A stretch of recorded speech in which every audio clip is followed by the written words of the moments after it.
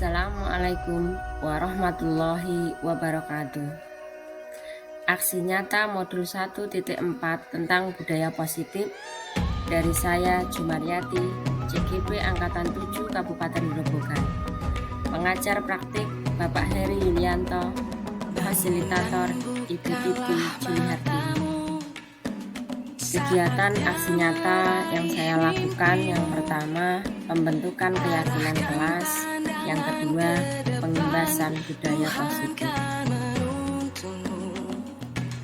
Latar belakang aksi nyata saya, Ki Hajar Dewantoro menyatakan bahwa pendidikan menuntun segala kekuatan kodrat anak untuk mencapai keselamatan dan kebahagiaan setinggi-tingginya sebagai manusia maupun sebagai anggota masyarakat.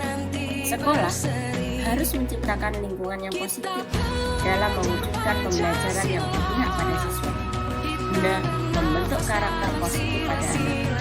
Maka diperlukan rencana dalam menyusun budaya positif tersebut dengan kolaborasi warga sekolah agar tercipta pelajar Pancasila. Tujuan yaitu untuk mengembangkan budaya positif di sekolah. Tolak ukur, siswa mampu melaksanakan keyakinan kelas sebagai bentuk budaya positif di kelas dan di sekolah dengan kesadaran. Lini masa tindakan yang akan saya lakukan, yang pertama, membuat keyakinan kelas, kedua, berkolaborasi dengan kepala sekolah dan rekan guru dalam komunitas belajar tentang penyebaran pemahaman budaya positif di sekolah. Ketiga, menyusun jadwal diskusi. Empat, pelaksanaan diskusi penyebaran pemahaman budaya positif di sekolah dalam komunitas belajar. Lima, melakukan pengawasan dalam pelanggaran keyakinan kelas. Dukungan yang dibutuhkan, pertama dari kepala sekolah dan rekan guru, kedua dari wali murid, ketiga komite sekolah, keempat masyarakat, dan kelima sarana dan prasarana. Dukungan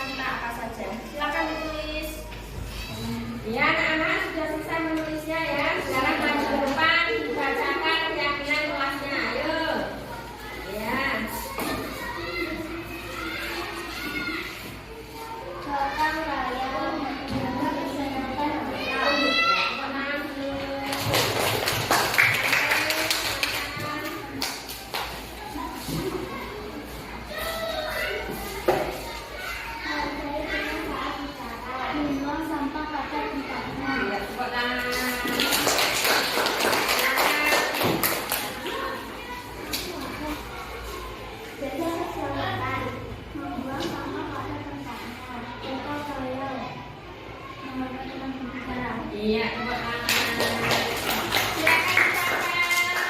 Silakan ditempel, ayo ditempel.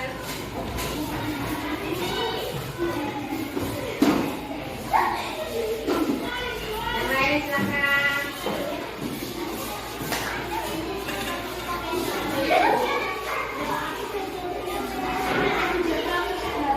Gotong royong menjaga keselamatan, membuang sampah pada tempatnya. Iya, tepuk tangan.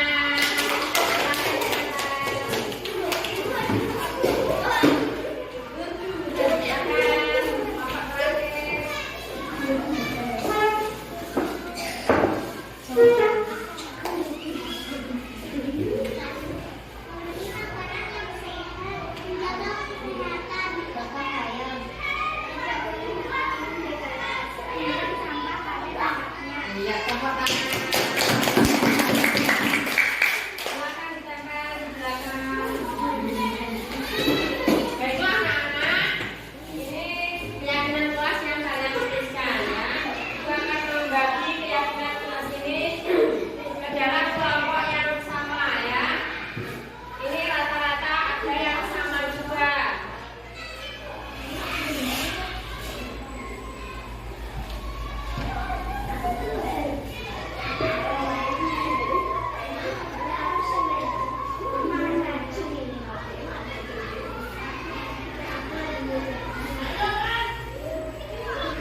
Ya. Ternyata setelah ibu membaca, ibu simpulkan ya, ada 4 keyakinan kelas kita. Yang pertama dari sini itu adalah menjaga kesehatan. Ya, yang pertama.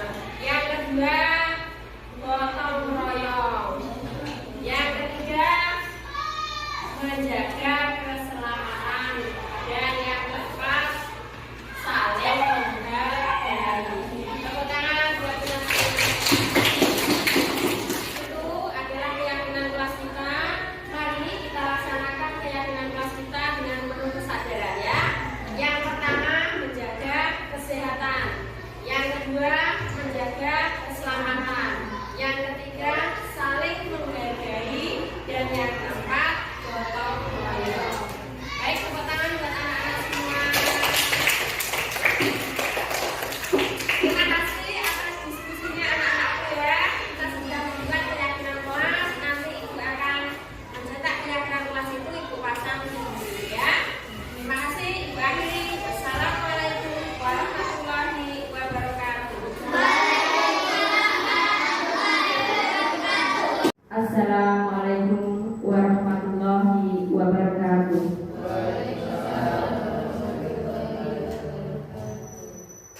Kepada yang terhormat Bapak Kepala Sekolah SD Negeri 3 Sebragu, Bapak Sundoro SPD, yang kami hormati Ibu Bapak Guru SD Negeri 3 Sebragu, pada kesempatan diskusi komunitas belajar ini saya memohon izin kepada Bapak Kepala Sekolah menyampaikan penyebaran pemahaman budaya positif yang merupakan salah satu tugas saya dalam aksi nyata modul 1.4.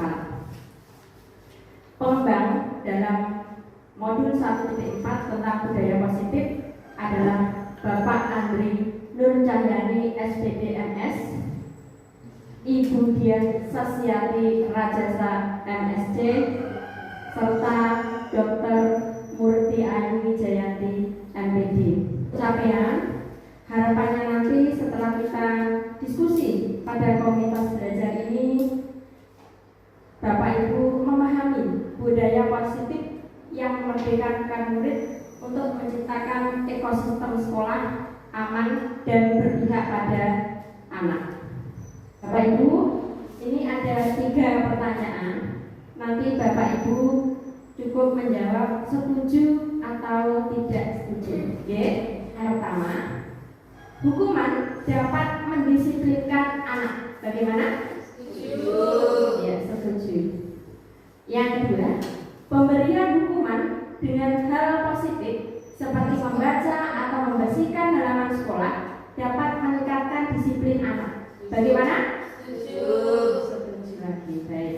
Yang ketiga, memberi penghargaan dapat meningkatkan meningkatkan motivasi belajar anak. Bagaimana ini? Setuju, ya. Bapak Ibu saat ini menjawab setuju, ya. Apakah ada yang tidak setuju? Ya, setuju semua. Baik, nanti harapannya setelah kita diskusi tentang budaya positif, Bapak Ibu akan tahu sebenarnya di dalam pertanyaan ini apakah yang benar itu setuju, apa tidak setuju, seperti itu, ya. Kalau saya setelah mempelajari tentang budaya positif, baik hukuman maupun penghargaan ternyata tidak sesuai dengan budaya positif di sekolah, seperti itu. Tapi tidak apa-apa, ini baru permulaan. Nanti setelah Bapak Ibu memahami materi, nanti kita akan tahu. Apa yang akan kita bahas di sini itu ada 6 topik. Jadi lumayan banyak topiknya. Ada 6 yang akan kita diskusikan dalam waktu 2 jam ini. Yang pertama, disiplin positif dan nilai-nilai kebajikan universal. Yang kedua, teori motivasi, hukuman, dan penghargaan serta restitusi. Yang ketiga, keyakinan kelas. Yang keempat, kebutuhan dasar manusia. Yang kelima, restitusi 5 posisi kontrol. Dan yang keenam, restitusi segitiga restitusi. Perubahan paradigma. Nah, sekarang saya minta ibu bapak untuk pasangan dengan temannya, yaitu berpasangan dua-dua. Nah, itu nanti salah satu menuliskan sesuatu yang paling berharga pada diri bapak ibu, yang nantinya itu akan mengubah hidup bapak ibu, ya. Teman yang satunya nanti akan merayu, membujuk, mengancam, bahkan menghardik atau menyuap agar nanti ibu bapak yang menuliskan hal yang paling berharga itu dapat membuka kepalan tangannya. Peka, saya meminta yang Mbak Dian pegang. Maaf tidak boleh. Nanti kalau boleh saya traktir bakso. Maaf ya, karena ini barang berharga bagi saya, maka orang lain tidak boleh memiliki ataupun memintanya. Boleh melihatnya, Bu? Iya, boleh. Kemudian tadi membuka kepalan tangan tidak? Maaf, tidak. Apa yang dilakukan Bu Mulyati tadi ketika membujuk Budian? Apakah menggunakan ancaman, perayaan, atau menyuap? Saya menggunakan rayuan. Menggunakan rayuan, tetapi rayuannya tidak mempan, ya. Kan Budian saya tanya, kenapa tidak mau membuka kepalan tangannya padahal itu sudah dirayu? Karena apa yang diminta tadi adalah barang yang sangat berharga bagi saya, dan itu karena berharga berarti sangat penting. Iya. Maka saya tidak memperbolehkan siapapun untuk meminta ataupun memilikinya. Oke, baik, terima kasih Budian. Salam Bu Mulyati. Bisa tepuk tangan buat Budian. Salam Bu. Terima kasih.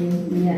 Ternyata kita tidak bisa mengontrol orang lain, ya Ibu Bapak. Ini ada kaitannya materi dengan kegiatan kita. Rasanya kita tidak bisa mengontrol orang lain. Hanya diri kita sendiri yang bisa mengontrol diri kita. Untuk mewujudkan budaya positif, kita perlu disiplin positif, Ibu Bapak. Disiplin positif dengan teori kontrol atau teori pilihan ini yang disampaikan oleh Dr. William Glasser. Nah, ada 4 teori kontrol. Yang pertama, Anda tidak bisa mengontrol orang lain, hanya Anda yang bisa mengontrol diri Anda. Nah, jadi ketika tadi permainan dengan kepalan tangan itu tadi, tidak ada yang bisa membuka walaupun dibujuk, dirayu, dihadik, bahkan diancam seperti itu, ya. Kemudian teori yang kedua, semua perilaku memiliki tujuan. Teori yang ketiga, model berpikir menang-menang. Kemudian kolaborasi dan konsensus menciptakan pilihan-pilihan baru. Nah, itu kita akan mempelajari di 5 posisi kontrol, segitiga restitusi. Realitas kebutuhan kita berbeda. Kita berusaha memahami pandangan orang lain tentang dunia. Setiap orang memiliki gambaran yang berbeda. Ini kita akan mempelajari di 5 kebutuhan dasar manusia. Apa makna disiplin? Disiplin berasal dari bahasa Latin disiplina, yang artinya belajar. Jadi belajar untuk mengontrol diri kita sendiri menjadi orang yang lebih baik, menjadi orang yang lebih mulia. Namun Ibu Bapak, di dalam budaya kita, makna disiplin telah berubah menjadi sesuatu yang dilakukan seseorang kepada orang lain untuk mendapatkan kepatuhan. Nah, jadi dari makna disiplin ternyata kita sudah keliru. Seperti itu.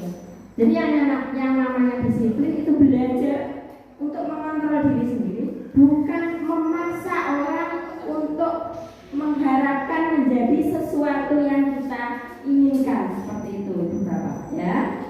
Itu tentang disiplin.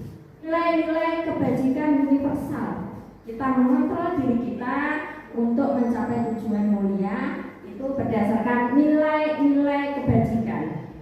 Nah, nilai-nilai kebajikan itu apa? Nilai-nilai kebajikan adalah sifat-sifat positif manusia yang merupakan tujuan mulia yang ingin dicapai setiap individu. Nah, setiap perilaku atau perbuatan memiliki suatu tujuan. Itu tadi teori kontrol yang disampaikan oleh Dr. William Glasser. Dengan menaikkan nilai kebajikan yang diyakini seseorang, maka motivasi intrinsik akan terbangun sehingga menggerakkan motivasi dari dalam untuk dapat mencapai tujuan mulia yang diinginkan. Ini disampaikan oleh Diana Gosling. Sedangkan nilai-nilai kebajikan setiap anak Indonesia kita kenal dengan profil pelajar Pancasila. Nah, ada 6 elemen di sini, ada 6 dimensi: beriman dan bertakwa kepada Tuhan Yang Maha Esa serta berakhlak mulia, mandiri, bernalar kritis, berkebinekaan global, gotong royong, dan kreatif. Teori motivasi. Harapannya Ibu Bapak, anak-anak kita memiliki motivasi secara intrinsik agar anak-anak dapat mandiri, memiliki kemandirian untuk dapat menyelesaikan masalahnya sendiri. Nah, selama ini ketika kita memberikan peraturan kepada anak, yaitu peraturan kelas, itu ternyata hanya motivasinya bersifat eksternal. Jika motivasi bersifat eksternal, maka hanya akan terjadi dalam jangka pendek. Nah, teori motivasi yang pertama, untuk menghindari ketidaknyamanan atau hukuman, nah, untuk mendapatkan imbalan dari orang lain. Nah, ini juga pernah saya terapkan di kelas saya, Ibu Bapak, ketika mata pelajaran IPAS waktu itu. Pada waktu itu saya menjanjikan akan memberikan hadiah kepada anak-anak di saat pembelajaran. Siapa yang bisa, nanti akan Ibu berikan hadiah. Nah, ternyata anak-anak itu banyak yang antusias. Tetapi suatu ketika pembelajaran berikutnya saya tidak memberikan hadiah, anak-anak tidak antusias lagi ketika mengikuti pembelajaran. Nah, ini motivasi eksternal sehingga jangkanya hanya pendek. Jika ada imbalannya, ada hadiahnya, anak antusias. Tetapi jika tidak ada hadiah, anak-anak tidak antusias. Nah, ini yang tidak kita inginkan. Jadi poin ketiga ini, untuk menghargai dirinya sendiri. Saya akan menjadi orang seperti apa bila saya melakukannya? Nah, harapan kita, anak itu memiliki motivasi internal untuk mendapatkan disiplin positif seperti itu, ya, sehingga terwujudlah daya positif di sekolah. Ketika saya belajar di modul 1.1 itu tentang filosofi Ki-Hajar Dewantara, itu saya sudah mengubah peraturan kelas saya menjadi kesepakatan kelas, Ibu Bapak. Namun ternyata kesepakatan kelas pun tidak cukup untuk memberikan motivasi internal kepada anak saya. Kemudian saya mengubah dari kesepakatan kelas itu menjadi keyakinan kelas. Beberapa pertanyaan ini, mohon maaf. Yang ini adalah tindakan guru kolom ini. Kemudian yang sini Ibu Bapak tinggal memilih hukuman atau konsekuensi seperti itu. Yang pertama, mencatat 100 kali di dalam buku kalimat saya tidak akan terlambat lagi karena terlambat ke sekolah. Ini kira-kira hukuman atau konsekuensi? Hukuman. Kemudian lari mengelilingi lapangan basket 2 kali karena terlambat hadir di sekolah. Apa itu? Hukuman lagi. Kemudian yang ketiga, murid diminta untuk push up 15 kali karena tidak menggunakan masker ke sekolah. Hukuman. Kemudian menggantikan kertas tugas teman yang telah dicoret-coret. Konsekuensi. Selanjutnya, membersihkan tumpahan air di meja tulis karena tersenggol pada saat belajar. Lari mengelilingi lapangan basket 2 kali karena terlambat 10 menit untuk pelajaran PJOK. Hukuman. Konsekuensi. Oke, Bu Edi. Kenapa konsekuensi, Bu Edi? Karena lari kan juga bisa masuk ke pelajaran PJOK pemanasan. Iya, bagus, luar biasa. Berarti karena memang guru PJOK jadi tahu. Jadi ini bukanlah hukuman tetapi konsekuensi katanya. Jadi betul yang disampaikan oleh Bu Edi tadi ya, bahwa lari keliling lapangan basket itu bukan hukuman tetapi konsekuensi. Kenapa? Karena untuk keterlambatan 10 menit ini untuk mengganti pemanasan.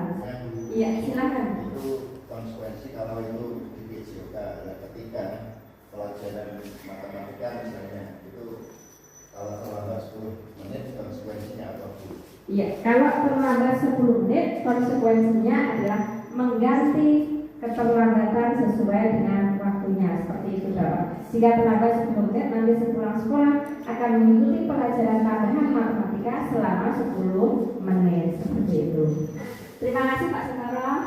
Sebenarnya apa toh perbedaan antara hukuman dan konsekuensi itu? Ya, mohon silakan Ibu Bapak yang bisa menyampaikan. Lia ya, silakan Bu Lia. Terima kasih Bu Sumayati. Kalau dari itu hukuman adalah sesuatu yang menyakitkan dan sifatnya itu mendadak. Sementara konsekuensi adalah sesuatu yang telah disepakati bersama, tetapi pelanggarnya dibuat tidak nyaman dalam waktu yang sementara juga. Iya, itu. Terima kasih Bu Lia. Iya. Perbedaan antara hukuman dan konsekuensi. Hukuman itu bisa berupa fisik maupun verbal menggunakan kata-kata. Dan anak-anak yang mendapat hukuman biasanya akan sakit hati, kadang bisa menjadi dendam, Bu Bapak. Seperti itu. Tetapi kalau konsekuensi, ketika ada anak yang menumpahkan air di meja, maka anak diminta untuk membersihkan meja. Itu adalah konsekuensi. Itu kalau di kelas 4 saya dulu Ibu ya, di semester pertama itu banyak anak yang sering menumpahkan minumannya di lantai. Nah, maka saya berikan konsekuensi untuk membersihkan lantai dari tumpahan minuman tersebut. Itu yang saya lakukan di kelas saya seperti itu. Nah, kita masuk ke keyakinan kelas. Nah, ini tadi. Mengapa tidak peraturan saja? Mengapa harus keyakinan kelas?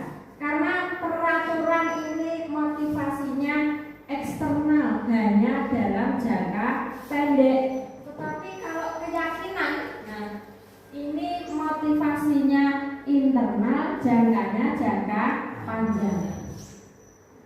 Kita umat Islam, Bapak. Kita punya keyakinan sholat berapa waktu ya? 5 waktu itu wajib.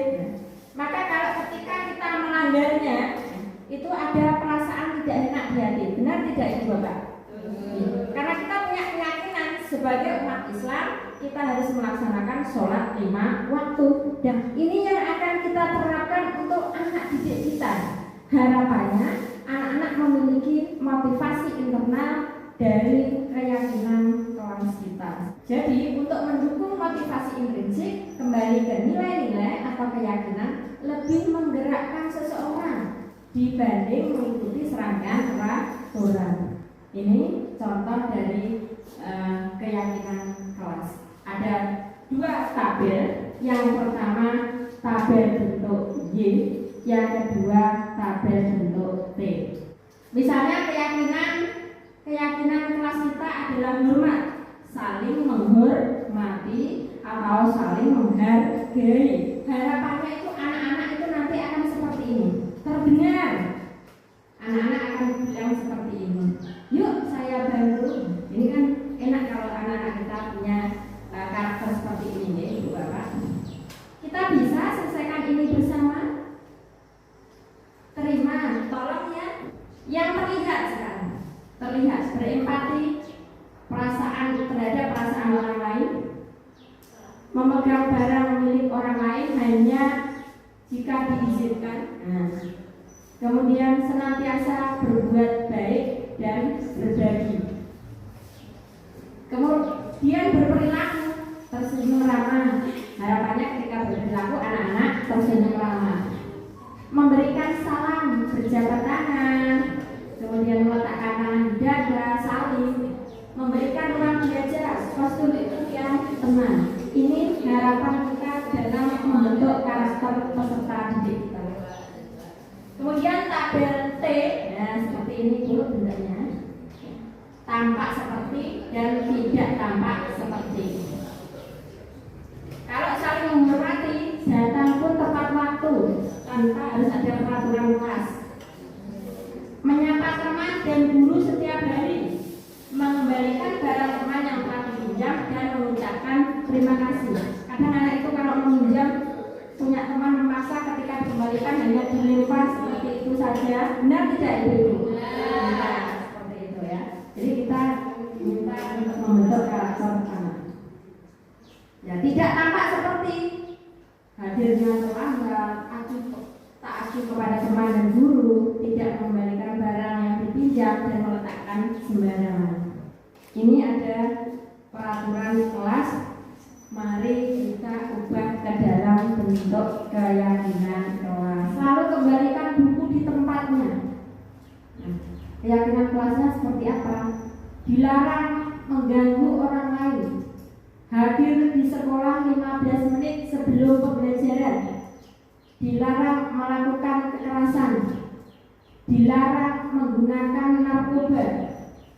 Bergantian menunggu giliran. Ini banyak anak-anak yang tidak mau bergiliran ya Ibu. Ketika kita mengajak pembelajaran di luar kelas atau ketika pulang sekolah seperti itu. Gunakan masker. Jangan berlari di kelas atau koridor seperti itu. Nah, sebenarnya keyakinan kelasnya nanti seperti apa? Nah, ini dia itu Bapak. Cukup kita menuliskan tanggung jawab. Menghormati orang lain. Kalau hadir di sekolah 15 menit sebelum belajar itu termasuk menghormati orang lain. Dilarang melakukan kekerasan berarti keselamatan. Dilarang menggunakan narkoba. Keyakinan kelas kita adalah kesehatan. Nah, harapannya Ibu Bapak nanti setelah kita diskusi komunitas belajar, mari kita coba dari peraturan kelas yang telah Ibu Bapak buat di kelas masing-masing, kita ubah ke dalam keyakinan kelas ini. Nah, ini contoh keyakinan kelas saya Ibu Bapak. Di kelas 4, saya sudah tidak membuat kesepakatan kelas lagi. Saya ubah menjadi keyakinan kelas. Yang pertama, saling menghargai. Yang kedua, kesehatan. Yang ketiga, keselamatan. Dan yang keempat, gotong royong. Ini adalah keyakinan kelas 4 kami.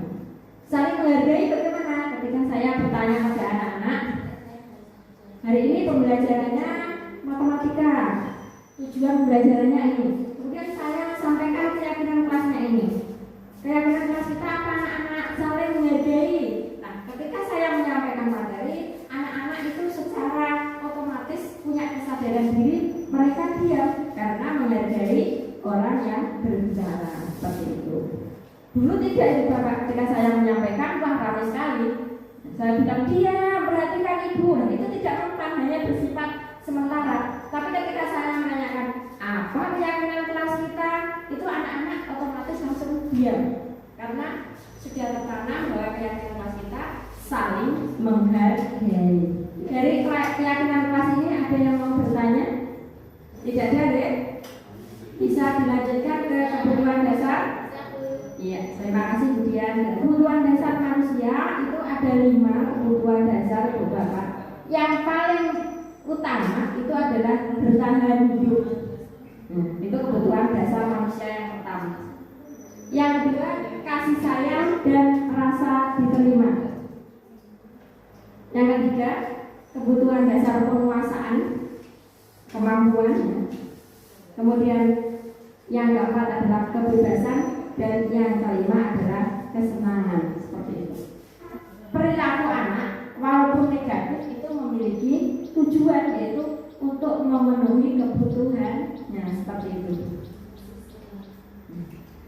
Saya juga pernah mengajar pembelajaran IPA waktu itu, Ibu Bapak, di dalam kelas. Ada anak itu yang hanya diam, malas, blosoran. Ketika saya tanya, dia bilang malas Bu, belajar kok hanya di dalam kelas, katanya seperti itu. Kemudian ketika saya mengajak dia belajar di luar kelas, dia sangat antusias sekali. Oh, ternyata ada kebutuhan dasar yang belum terpenuhi, ya, sehingga anak tersebut berperilaku negatif. Apa yang belum terpenuhi kira-kira Ibu Bapak? Yang mana itu? Kalau pembelajaran di dalam kelas dia tidak begitu suka, tetapi setelah keluar kelas dia suka sekali. Kebutuhan apa ya? Iya, kebutuhan kebebasan. Jadi setiap perilaku negatif anak itu pastilah memiliki alasan, yaitu untuk memenuhi kebutuhan dasarnya. Seperti itu ya Ibu Bapak. Jadi kita jangan memarahi anak ketika dia berperilaku negatif. Kita perlu menanyakan terlebih dahulu. Mungkin ada kebutuhan dasar anak tersebut yang tidak terpenuhi. Kita masuk ke restitusi. Apa itu restitusi? Restitusi adalah proses menciptakan kondisi bagi murid untuk memperbaiki kesalahan mereka, sehingga mereka bisa kembali pada kelompok mereka dengan karakter yang lebih kuat. Hanya Ibu Bapak, restitusi ini diterapkan di lapas atau di penjara, dipakai oleh psikolog ya, untuk menangani para narapidana agar ketika para narapidana itu kembali ke masyarakat, dia sudah memiliki perilaku yang mulia. Sedangkan restitusi ini dikembangkan di sekolah. Tujuannya untuk apa? Untuk mengembalikan perilaku anak yang bersifat negatif kepada karakter yang positif, sehingga terbentuklah disiplin positif. Lanjut. Nah, ini identitas gagal dan identitas sukses Ibu Bapak. Ternyata memberikan hukuman kepada anak itu akan memberikan identitas gagal kepada peserta didik kita. Nah, dengan memberikan konsekuensi atau restitusi itu akan memberikan identitas sukses kepada anak didik kita. Namun ternyata pemberian konsekuensi ini juga sifatnya netral Ibu Bapak. Yang kita harapkan adalah membentuk disiplin positif anak dengan restitusi. Karena apa? Restitusi itu merupakan pilihan. Korban mendapat ganti, murid akan mendapat penguatan, dan masalah terpecahkan, sehingga akan membentuk anak untuk mandiri. Ciri-ciri restitusi ini ada 9 Ibu Bapak. Yang pertama, bukan untuk menebus kesalahan, namun untuk belajar dari kesalahan. Nah, seperti itu. Kemudian memperbaiki hubungan, tawaran bukan paksaan. Restitusi menuntun untuk melihat ke dalam diri. Restitusi mencari kebutuhan dasar yang mendasari tindakan. Restitusi diri adalah cara yang paling baik. Restitusi fokus pada karakter bukan tindakan. Restitusi fokus pada solusi. Ya, jadi tidak menyalahkan anak, tetapi bagaimana mencari solusi bersama untuk memecahkan masalah. Tidak hanya menghakimi anak saja seperti itu. Yang terakhir, restitusi mengembalikan murid yang berbuat salah kepada kelompoknya. 5. Posisi kontrol. Nah, Ibu Bapak silakan dibesani, dilihat ini. Ibu Bapak itu ada di posisi kontrol yang mana ya kira-kira? Apakah sebagai penghukum atau pembuat rasa bersalah? Apakah teman, pemantau, atau manajer? Nah, Betty, ya silakan Betty. Ada di posisi mana? Saat ini. Iya. Saat ini pemantau. Oh, saat ini pemantau, luar biasa Betty. Tapi yang diharapkan berarti akan menjadi posisi kontrol sebagai manajer. Ya, terima kasih Bu Edi. Kemudian yang lain, Bu Tuti silakan. Kalau saat ini Bu Tuti menangani masalah anak sebagai apa ini? Sebagai teman. Sebagai teman, ya. Kemudian kalau sudah tahu sebagai teman, mungkinkah Bu Tuti akan mengganti posisi kontrolnya atau hanya sebagai teman ini? Pemantau. Akan menjadi bertambah menjadi pemantau. Ya, bertambah menjadi pemantau. Ya. Luar biasa, terima kasih Bu Tuti. Mohon tepuk tangannya. Jadi posisi kontrol sebagai penghukum. Ya. Jika kita memposisikan diri sebagai penghukum, sudah saya sampaikan tadi bahwa anak itu akan tersakiti, bahkan memiliki dendam. Sehingga ini harapannya untuk dihindari memberikan hukuman, ya. Untuk dihindari karena identitasnya gagal. Pun begitu sama dengan pembuat rasa bersalah, ini juga merupakan identitas gagal. Nah, seperti ini pertanyaannya. Seharusnya kamu seperti itu. Ibu kecewa dengan kamu. Saya sendiri, Bu Bapak, itu sebelum mempelajari tentang disiplin positif ini, saya berada di posisi pembuat rasa bersalah dan teman. Saya sering di sini. Nanti kalau kamu tidak mau baris rapi, itu nanti kecewa sekali lah seperti itu. Itu ternyata berada di posisi pembuat rasa bersalah dan anak ternyata tertekan di sini, tertekan. Kemudian yang ini, posisi kontrol sebagai teman. Ini pun saya terapkan. Harapannya apa? Ketika saya membuat rasa bersalah, anak itu tertekan, khawatirnya anak itu dendam seperti itu. Maka saya memposisikan sebagai teman. Ternyata apa Ibu Bapak? Malah anak itu banyak yang menyepelekan karena sudah dianggap sebagai teman sendiri. Seperti itu. Anak malah menyepelekan. Setelah tahu ini, saya berusaha untuk memposisikan diri sebagai manajer.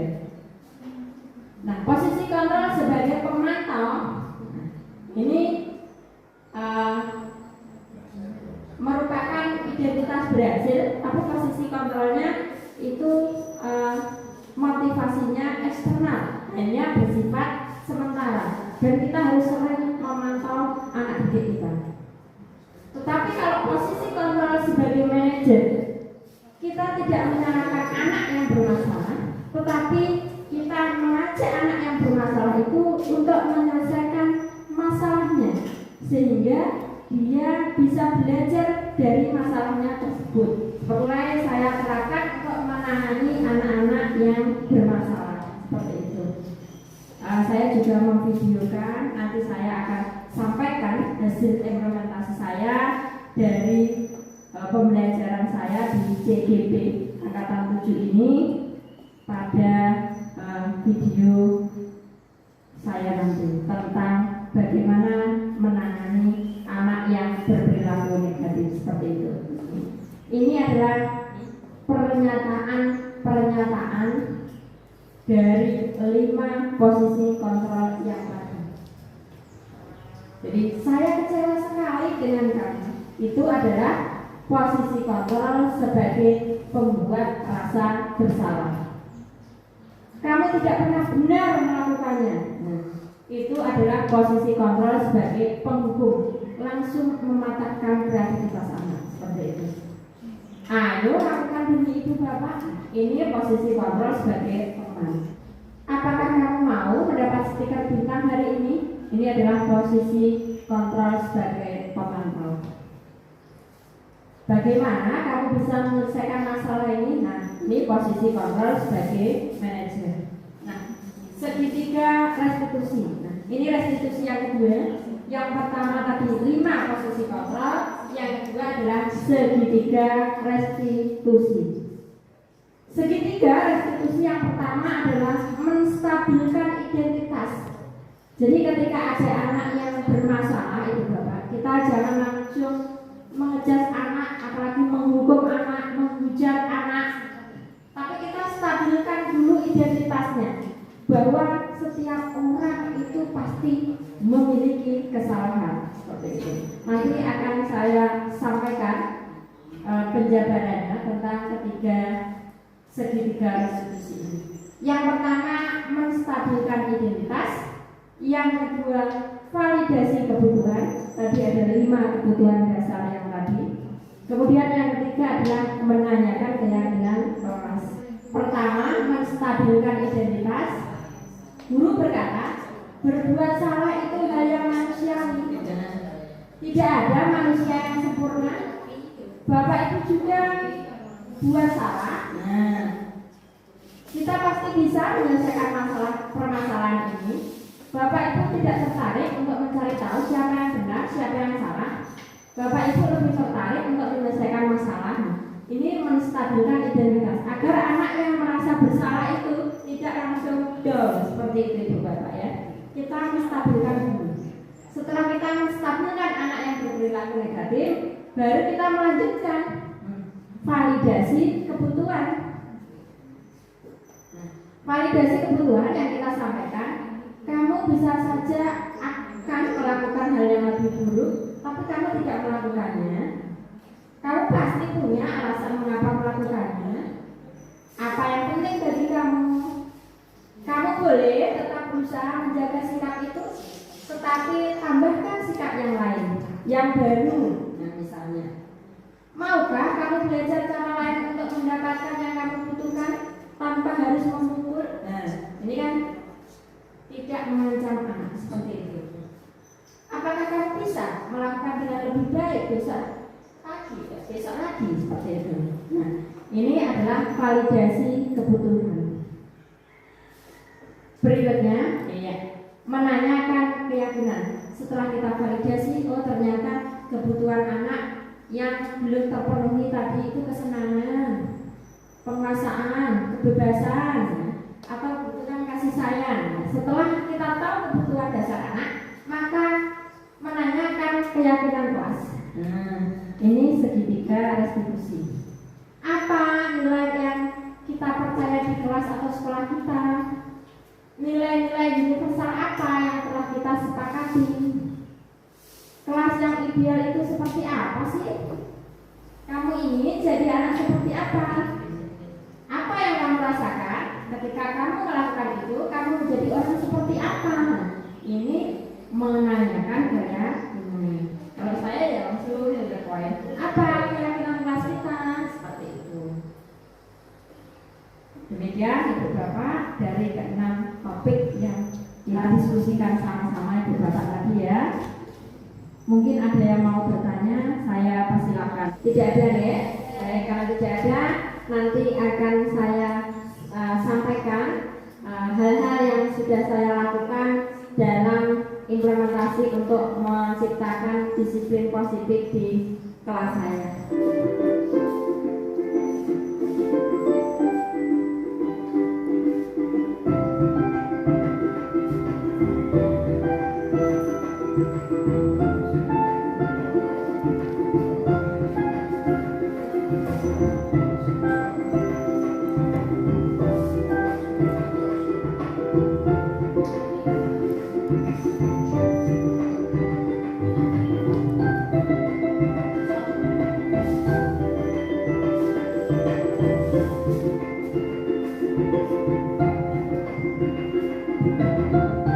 Ini video yang saya buat ketika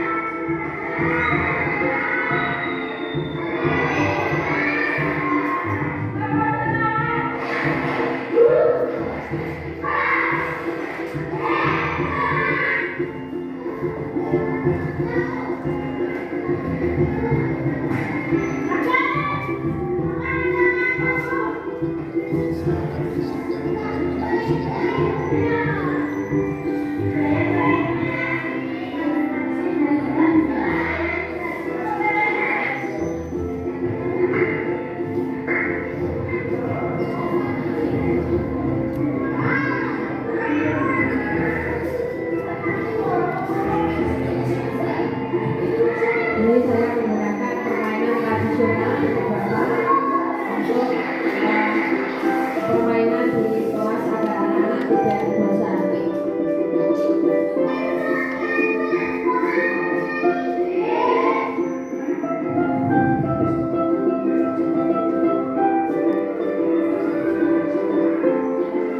Setelah selesai pembelajaran, saya melakukan refleksi bersama teman.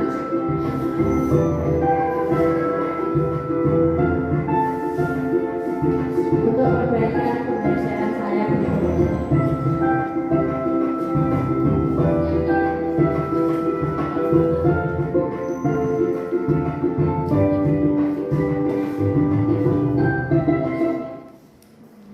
Ya, itu tadi yang saya lakukan di kelas Ibu Bapak agar anak-anak itu tidak bosan mengikuti pembelajaran. Saya menggunakan berbagai variasi dalam pembelajaran seperti itu.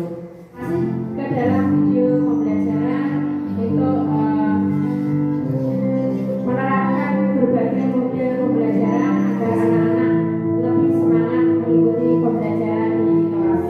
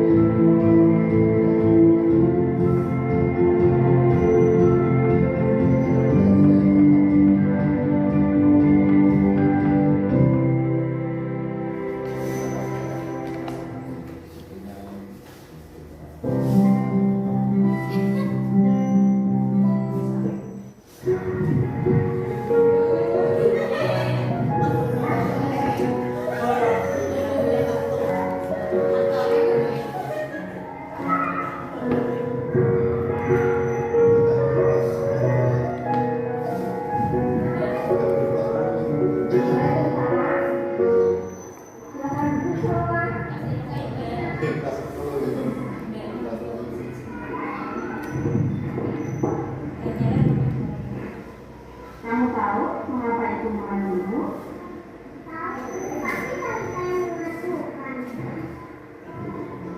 Coba ceritakan apa yang terjadi. Ini saya memposisikan diri sebagai posisi kontrol sebagai manajer ibu bapak. Kenapa kamu melakukannya?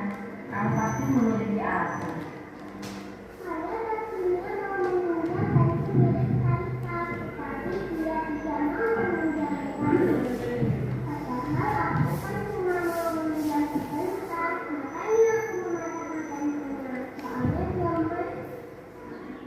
Kamu tidak memiliki passion, Salwa?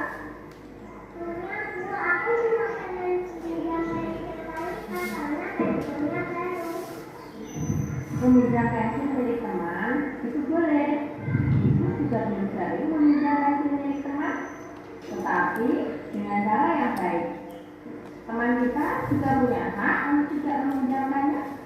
Sekarang, apa kamu tahu kalau kamu dalam masalah, Salwa? Ibu tidak mencari siapa yang salah, tetapi bagaimana kita mencari solusi dari masalah ini. Kamu memiliki alasan untuk melakukan hal tersebut. Apa kamu senang setelah mengatakan tes kualitas? Senang Bu, karena saya tidak boleh meminjamkan pensilnya, maka ibu juga tidak bisa menggunakan pensilnya. Iya, ibu melihatnya kalau kamu senang, tetapi kesenanganmu itu merugikan orang lain, sehingga kamu dalam masalah. Sekarang, mari kita bicara tentang keyakinan sekolah dan keyakinan sekolah kita. Apa yang kita percaya, yang mana yang belum kamu tunjukkan? Kita harus bersikap baik satu sama lain, saling menghargai orang lain Bu. Kamu ingat betul keyakinan sekolah kita? Apa ketika kamu memaksakan baju kita sudah menghargai orang lain? Nah, sekarang mari kita memindahkan keyakinan kelas kita. Setelah ini, kamu bisa berperilaku lebih baik lagi. Iya Bu.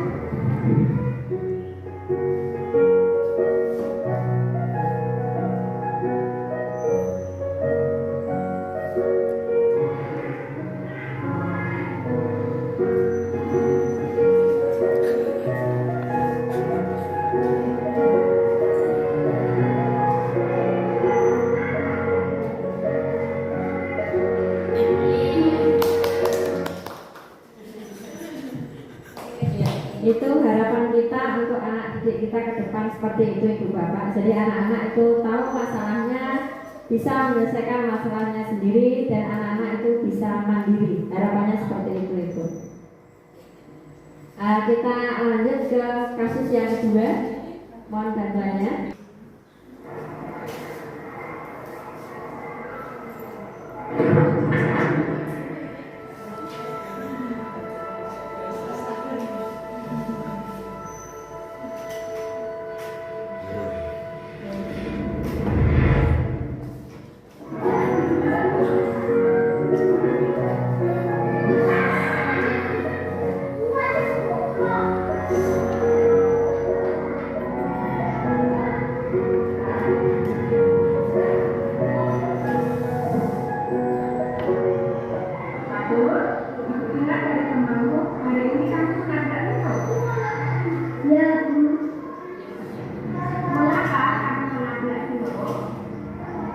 Saya tidak sengaja Bu.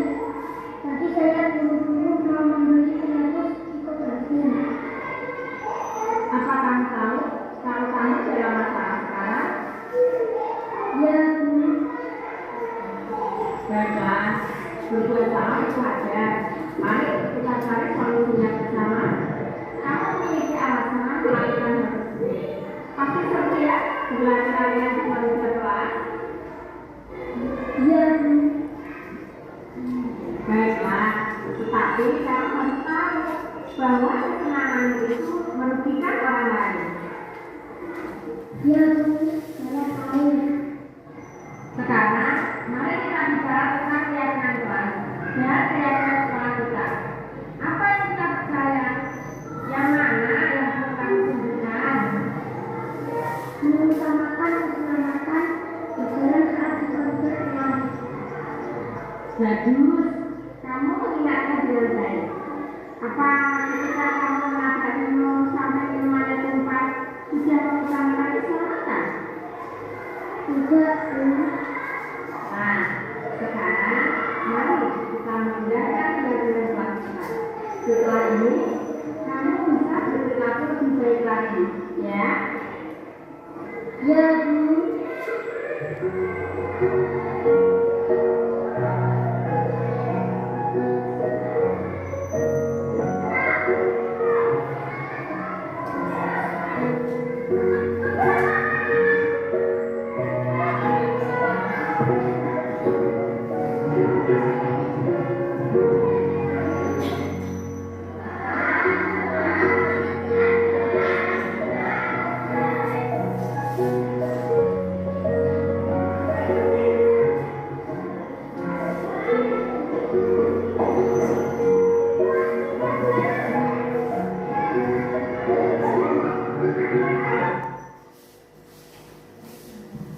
Ya, itu tadi beberapa kasus yang saya lakukan saat menangani anak yang bermasalah, Ibu Bapak.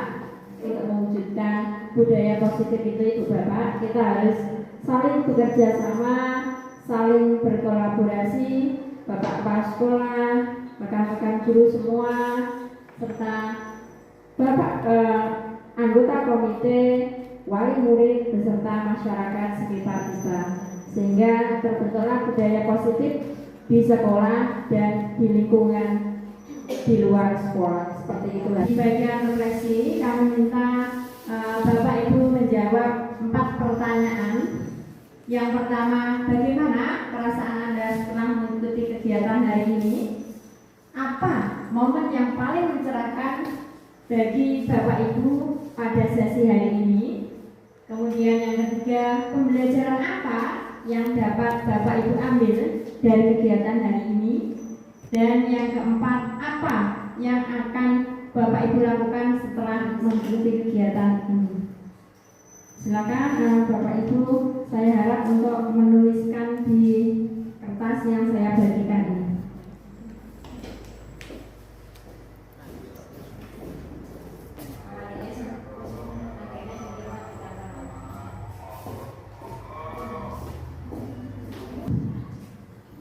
Pak Sundoro selaku kepala sekolah, monggo Pak.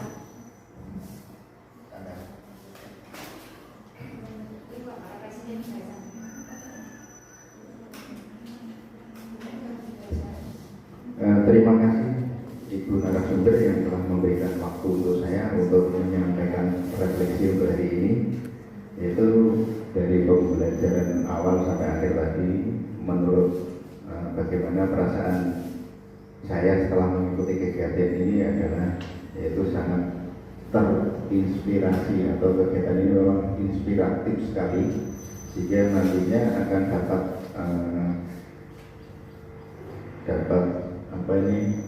menginspirasi ke guru-guru kami juga yang ada di sini dan CGP selanjutnya, begitu. Kemudian yang kedua, momen yang mencerahkan bagi saya pada sesi ini adalah di saat narasumber tadi menerangkan bahwa kegiatan pembelajaran itu sesuai dengan kebutuhan siswa, artinya memahami potensi siswa, kemudian itu sudah jelas, dan di samping itu juga kenyamanan di dalam belajar. Nah, ini situasi di luar belajar harus kondusif, dapat menciptakan aman, nyaman, dan menyenangkan itu. Kemudian yang ketiga, pembelajaran apa yang dapat saya ambil dari kegiatan ini? Pembelajaran yang dapat saya ambil dari kegiatan ini tadi adalah kata kuncinya adalah hukuman, kesepakatan, dan keyakinan. Bahwa dalam hukuman, kesepakatan itu hanya sifatnya sementara saja. Kemudian keyakinan nanti itu bisa terus menerus. Atau keempat, apa yang akan saya lakukan setelah mengikuti kegiatan ini, dan saya akan membentuk disiplin anak-anak dalam penerapannya itu tidak menggunakan hukuman, tidak hanya sekedar kesepakatan tetapi juga menggunakan keyakinan yang nantinya akan bisa berlangsung secara konsisten, kontinu, terus-menerus. Kata kuncinya adalah di sini dapat menciptakan budaya positif. Terima kasih. Hanya itu mungkin yang dapat saya sampaikan. Saya kembalikan ke Bu narasumber. Baik, terima kasih Pak Sugoro selaku kepala sekolah kita. Berikutnya refleksi dari rekan-rekan guru. Silakan Ibu Dian ya. Ya, untuk Bu Dian.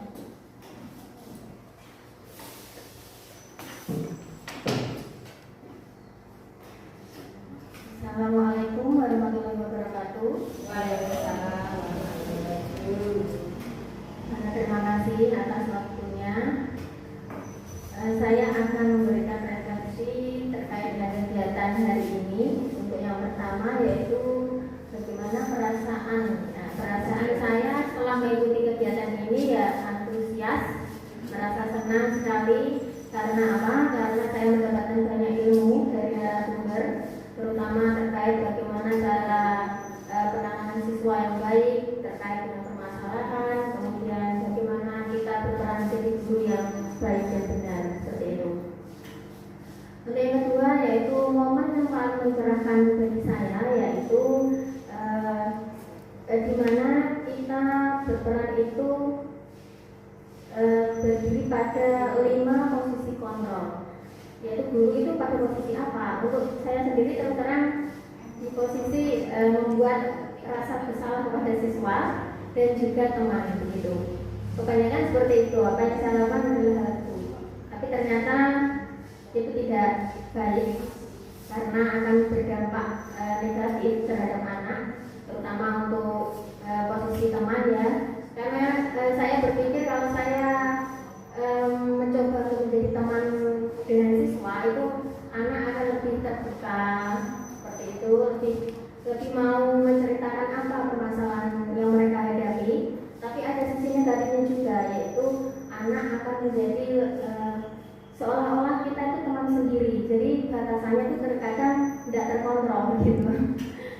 Seperti itu. Kemudian untuk pembelajaran yang bisa saya ambil yaitu yang terpenting yaitu dalam kelas kita kan biasanya Bapak Ibu guru menerapkan namanya peraturan kelas. Kita tidak hanya dengan peraturan kelas tersebut, tapi tadi dari narasumber menyampaikan bahwa kita perlu adanya keyakinan yang harus kita timbulkan pada diri siswa tersebut agar anak itu merasa bahwa itu tidak hanya tuntutan dari gurunya, kamu harus seperti ini, menjadi ini, agar mengikuti apa kemauan si guru tersebut, tapi harus kesadaran dari diri siswa tersebut sendiri untuk membentuk karakter siswa tersebut yang baik begitu. Untuk yang terakhir yaitu terkait dengan apa yang akan saya lakukan setelah kegiatan ini, yaitu pastinya saya akan menerapkan terutama khususnya di kelas saya, yaitu dari peraturan tersebut saya akan menciptakan sebuah keyakinan pada diri siswa agar siswa tersebut melakukan segala hal itu dari diri mereka sendiri, dari keyakinan mereka sendiri untuk membentuk pribadi karakter yang baik, yang bersifat terus menerus dan tidak sementara tadi, yang pada akhirnya akan membentuk budaya positif siswa. Demikian refleksi dari saya. Terima kasih. Wassalamualaikum warahmatullahi wabarakatuh. Waalaikumsalam warahmatullahi wabarakatuh. Luar biasa refleksi dari dia. Terima kasih. Jadi apa yang saya sampaikan rekan-rekan guru sudah memahaminya dengan baik. Dan terima kasih untuk Bu Dian yang nanti akan mengubah peraturan kelas menjadi kesepakatan kelas. Tentunya keyakinan kelas. Tentunya keyakinan kelas itu harus didiskusikan bersama dengan anak biar tidak ada paksaan. Seperti itu guys ya. Baik, terima kasih semuanya atas kesempatan yang diberikan kepada saya, Ibu Bapak. Kita lanjutkan, ternyata iya sudah selesai materinya. Terima kasih semua. Silakan untuk refleksi, ibu-ibu silakan untuk ditempel di depan. Silakan.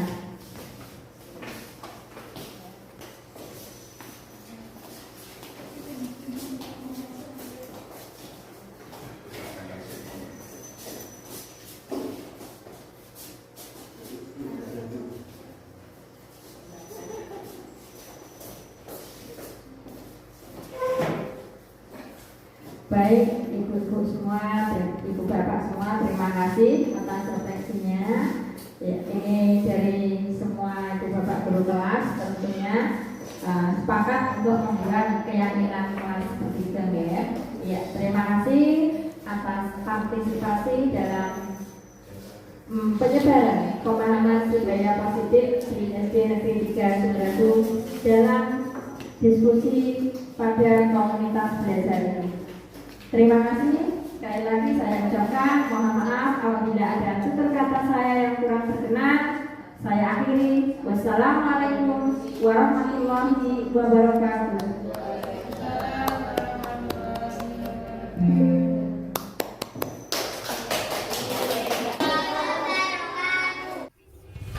Demikian aksi nyata saya. Terima kasih.